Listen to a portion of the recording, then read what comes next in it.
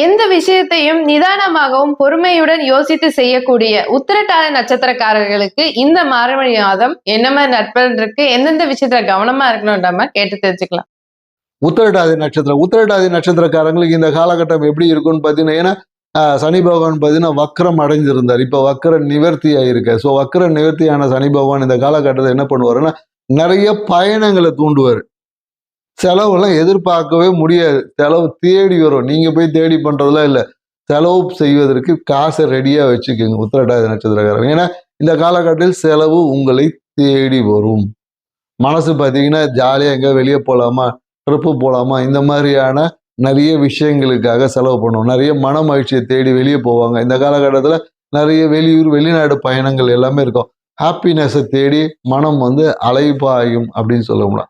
மனசுல இனம் புரியாத ஒரு சின்ன ஒரு பயம் கலக்கம் இருந்துகிட்டே இருக்கும். ஏன்னா பார்த்தீங்கன்னா பொருளாதாரம் சார்ந்த விஷயத்துல ஒரு சின்ன ஒரு அழுத்தம் இருக்கும். குழந்தைகளோட நலனை பேணி காப்பதில் ஒரு அழுத்தம் என்பது இந்த காலகட்டத்தில் கண்டிப்பாக இருக்கும். ஸோ எது செஞ்சாலும் பார்த்தீங்கன்னா பிரம்மாண்டமாக செய்யணும்.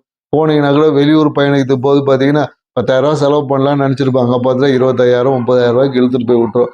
அதே போல் வெளிநாடு பயணத்துன்னு போகும்போது பார்த்தீங்கன்னா சின்ன ஒரு தூக்கமின்மை, ஒரு அவதி, இந்த மாதிரியான விஷயங்களுக்கு. அதனால கொஞ்சம் ஏதாவது ட்ரை பண்ணி பயணம் பண்றீங்கன்னா கொஞ்சம் கவனமா பயணம் செய்யணும். ஸோ பயணத்தின் போது சில ஏதாவது ஒரு என்ன சொல்றது, சில ஏதாவது தடை தாமதங்கள் வரலாம். ஸோ அதனால ஏன்னா பயணம் செய்யும் போது சில ஏதாவது சொல்லுவாங்க, சில இந்த பூச்சிக்கடி இந்த மாதிரி ஏதாவது ஒரு விஷயங்களால தூக்கமின்மையால ஒரு அவதிகள் வருவதற்கான வாய்ப்பு இருக்கு. அதனால தூங்குறத நல்லா வச்சுக்கோங்க.